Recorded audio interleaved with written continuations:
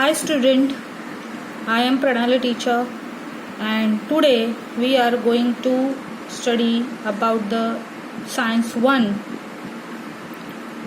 4th chapter Effect of Electric Current. 10th standard Science 1 Effect of Electric Current. In that lesson we have to learn about the types of energy. So in 9th standard already you have to study about the types of energy. There are different types of energy like light energy, sound energy, solar energy, thermal energy and mechanical energy. Mechanical energy is of two types, that is kinetic and potential energy. So these are the different types of energy. In that lesson particularly we have to study about how this mechanical energy is converted into different types of energy.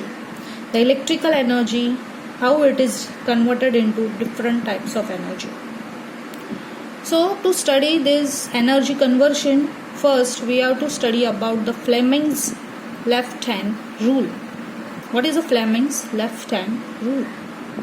See here, this is your thumb, index finger and middle finger.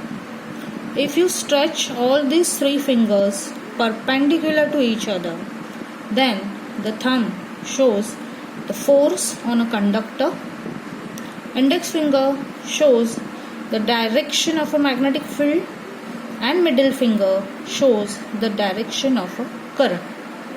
I repeat again, Fleming's left hand rule.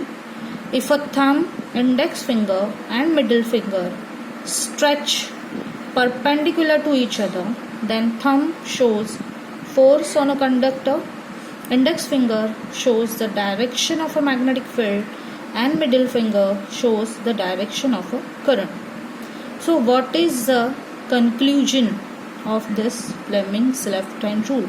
See here, if a current is produced in a conductor, it produces a magnetic field and therefore force is applied on a conductor. I repeat again, if a current is produced in a conductor, here first what is a conductor? Conductor means any type of wire like copper wire, aluminium wire which is easily conduct the electricity, which is easily conduct the current.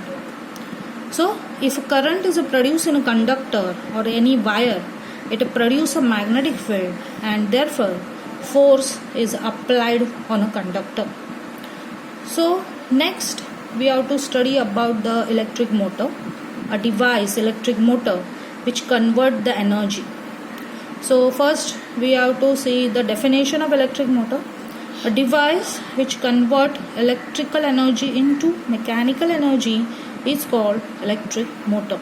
I repeat again, a device which convert electrical energy into mechanical energy is called electric motor. Then next, uses of electric motor. Generally this electric motor is used in domestical appliances like a fan, refrigerator, mixer, pump, computer, etc. Pump means a water pump which we have to use in a home to conduct the water at a height.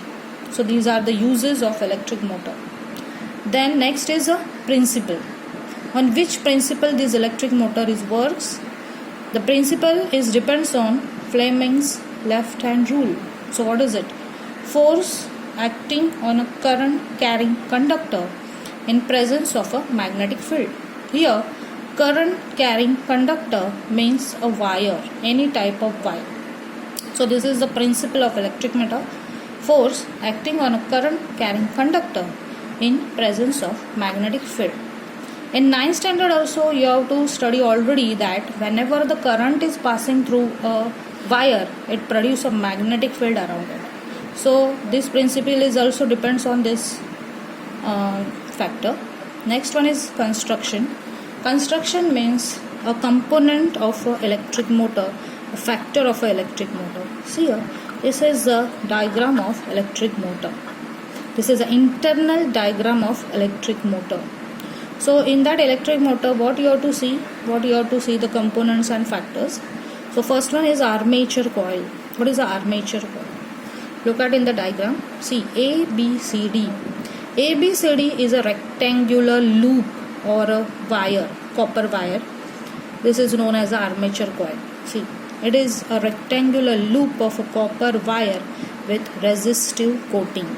Resistive coating means this wire is wrapped or cover with any type of plastic or rubber which resists the current, which avoid the current.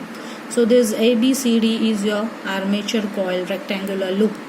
Then next one is strong magnet. Look at in the picture, look at in the diagram. See, N and S poles are seen in that diagram, but this is the pole of horseshoe magnet like this. This is a horseshoe magnet like this. So in the diagram we have to see only the poles of this horseshoe magnet, that is N and S. And you already know that horseshoe magnet is a very strong magnet. So why this strong magnet is used here? See, strong magnet to produce a strong magnetic field around the loop. See, this is your loop, and to produce a strong magnetic field we have to use here a strong magnet, this one, N and S pole of this horseshoe magnet. Then the third one is split ring.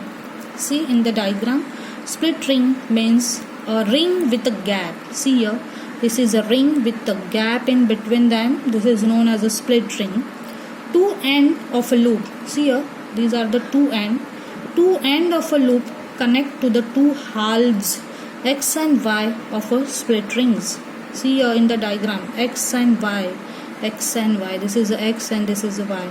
X and Y halves means a part of a split ring. So two end of a loop, see, this is a loop, two end of a loop connect to the two halves X and Y. See, X and Y of a split rings. Then the next one, fourth one is carbon brushes. Look at in the diagram, E and F are the carbon brushes. So this is carbon brushes are used here to press this axle. See here, this is the axle rod. To press this rod, these two carbon brushes are used here.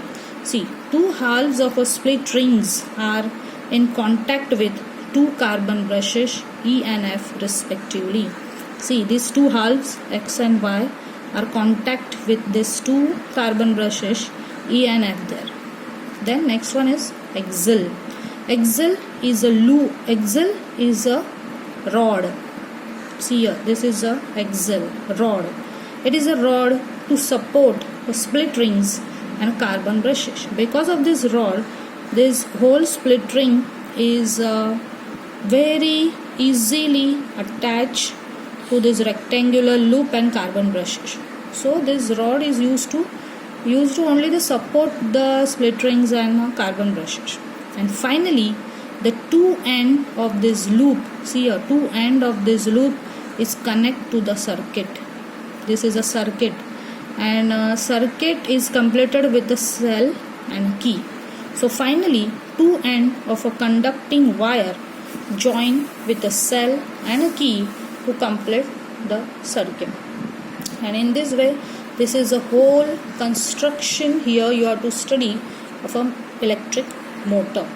So this is the whole construction, that means a component which are included in that electric motor we have to study here. So this is a construction of an electric motor.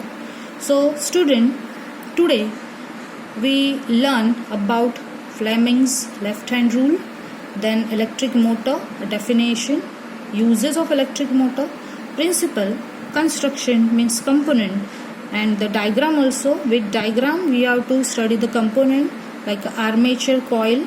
See this one, armature coil ABCD, strong magnet NNS, split rings, this one, a gap in between the rings is a split rings, then E and F carbon brushes, then this is a rod, axle, and finally the circuit which is completed with a cell and a key. Thank you.